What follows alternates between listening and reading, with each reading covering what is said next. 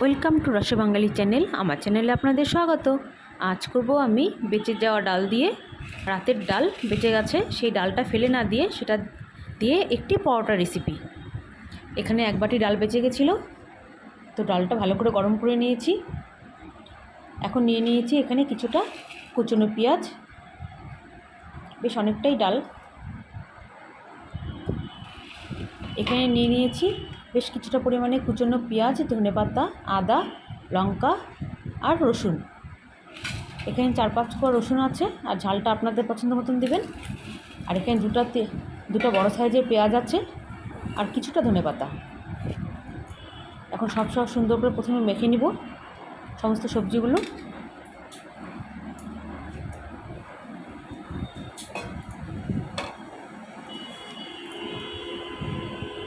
দিয়ে দিব আন্দাজ করে লবণ। ডালে যেহেতু লবণ দেওয়াই আছে, তো শুধু আমি আটাটার আন্দাজ করে লবণ দিব।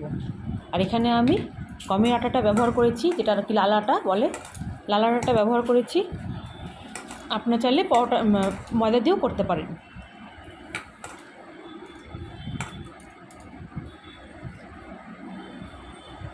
ডালটা দিয়ে দিলাম, প্রথমে সবজিগুলো ভালো করে মেখে নিলাম, দেখতেই পেলেন। তারপর ডালগুলো দিয়ে দিলাম। এই ডালে যে ফোড়ন দেওয়া লঙ্কাগুলো ছিল, সেই লঙ্কাগুলো চিপে আমি রসটা বের করে নিচ্ছি, তাতে টেস্টটা সুন্দর আসবে। শুকনো লঙ্কার এই টেস্টটা সুন্দর হয় খেতে, সেন্টটা খুব ভালো লাগে।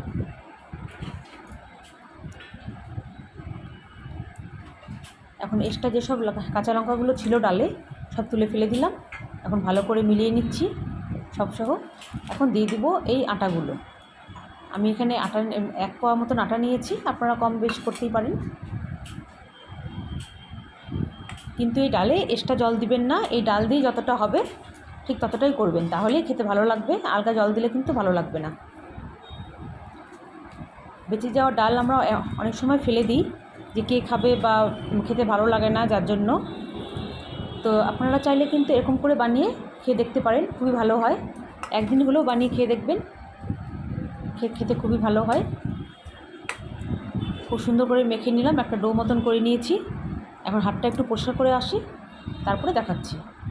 হাতটা পরিষ্কার করে এসেছি, এখন একটু টেনে গেছে জলটা, কিন্তু তবুও হাতে লাগছে, তার মানে আর একটু ময়দা দিয়ে মেখে নিতে হবে।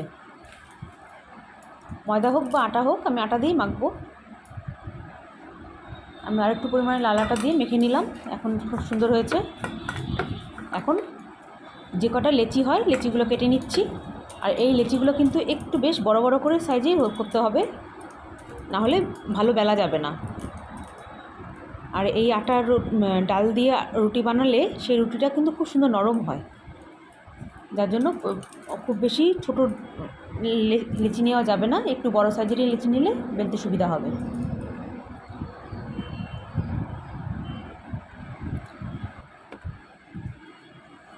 এখন এক একটা ডো নিয়ে খুব সুন্দর করে বেলে নিতে হবে, হালকা হাতে বেলে নিতে হবে।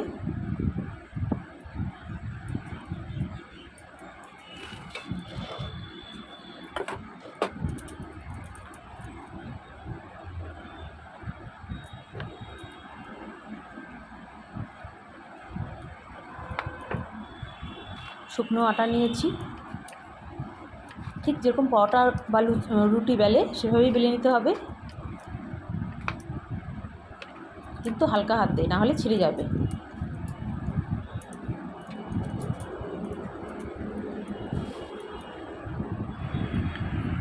খেতে খুবই ভালো হয়, বাড়িতে একবার হলে ট্রাই করে ভালো লাগে। Please like share and comment করবেন। আর অবশ্যই ডাল ফেলে না দিয়ে এভাবে করে খেয়ে দেখতে পারেন। রুটিগুলো কিন্তু যে কোনো রকমের বাটা দিয়ে খেতে ভালো লাগে। যেরকম আমি নিচ্ছি এখানে ধনেপাতা বাটা, আমি ধনেপাতা বাটা দিয়েই খাবো।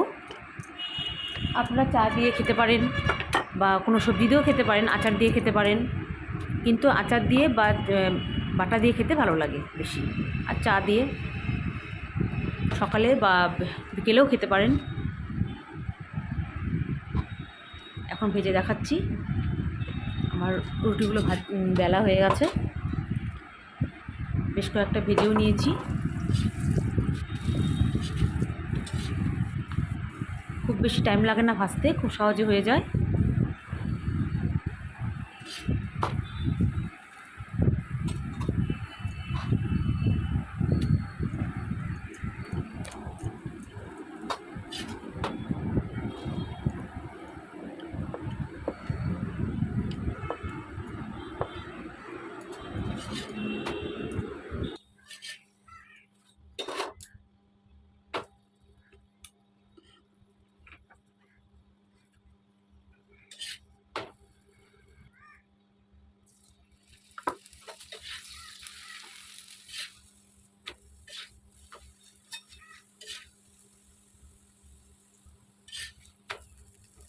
আমার সমস্ত পরোটা ভাজা কমপ্লিট। এখন বেড়ে দেখাচ্ছি, প্লেটিং করে নিচ্ছি। হয়ে গেল সমস্ত ভাজা,